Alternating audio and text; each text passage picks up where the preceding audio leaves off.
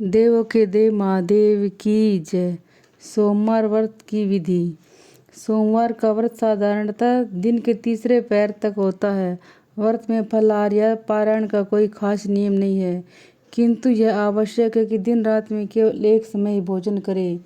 सोमवार के व्रत में शिवजी पार्वती का पूजन करना चाहिए।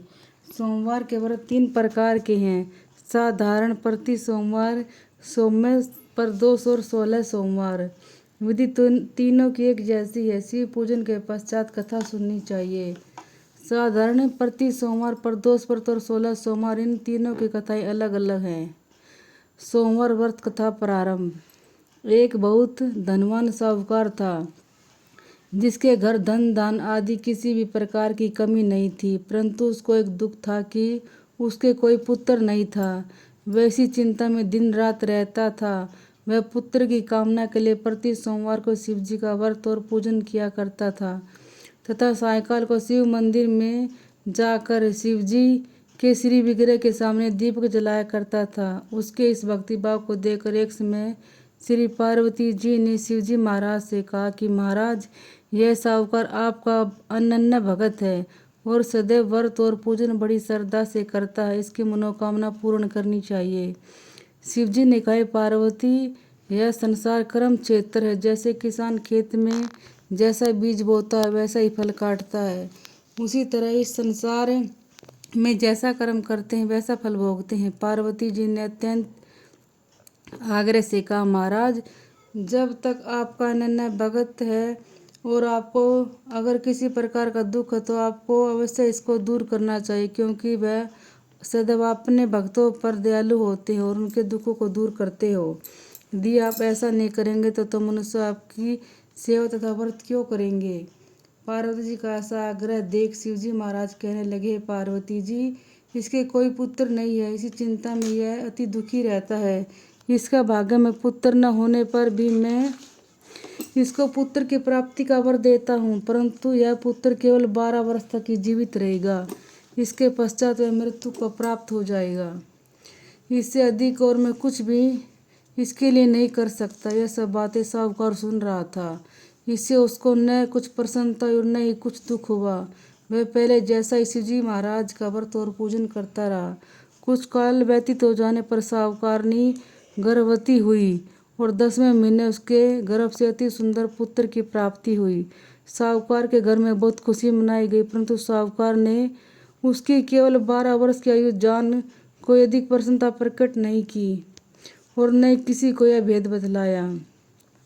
जब वह बालक 11 वर्ष का हो गया तो उस बालक की माता ने उसके पिता से विवाह आदि के लिए कहा, तो साहूकार कहने लगा कि अभी मैं इसका विवाह नहीं करूंगा, अपने पुत्र को काशी जी में पढ़ने के लिए भेजूंगा। फिर साहूकार ने अपने साले को बुलाकर उसको बहुत सा धन देकर कहा, तुम इस बालक को काशी जी पढ़ने के लिए ले जाओ और रास्ते में जिस स्थान पर भी जाओ यज्ञ कराते और ब्राह्मणों को भोजन कराते जाओ।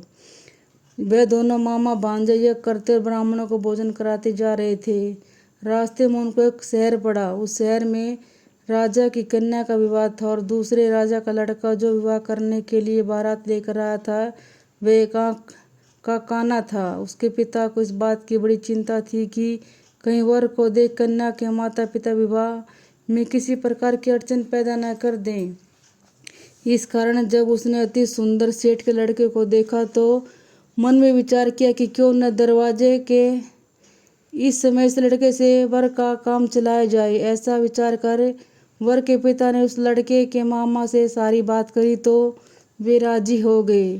फिर उस लड़के को वर के कपड़े पहनाकर तथा घोड़ी पर चढ़ाकर दरवाजे पर ले गए और सब कार्य सफलता प्रसन्नता से पूर्ण हो गया। फिर वर के पिता ने सोचा कि यदि विवाह कार्य भी इसी लड़के से करा लिया जाए तो क्या बुराई है। ऐसा विचार कर लड़के और उसके मामा ने कहा, यदि आप फेरों का और कन्यादान के काम को भी करा दे तो आपकी बड़ी कृपा होगी और मैं इसके बदले में आपको बहुत धन दूंगा। तो उन्होंने स्वीकार कर लिया और विवाह कार्य बहुत अच्छी तरह से संपन्न हो गया। परंतु जिस समय लड़का जाने लगा तो उसने राजकुमारी की चुंदड़ी के पल्ले पर लिख दिया कि तेरा विवाह तो मेरे साथ हुआ, परंतु इस राजकुमार के साथ तुमको भेजेंगे वे एक आँख से काना है और मैं काशी जी पढ़ने जा रहा हूँ।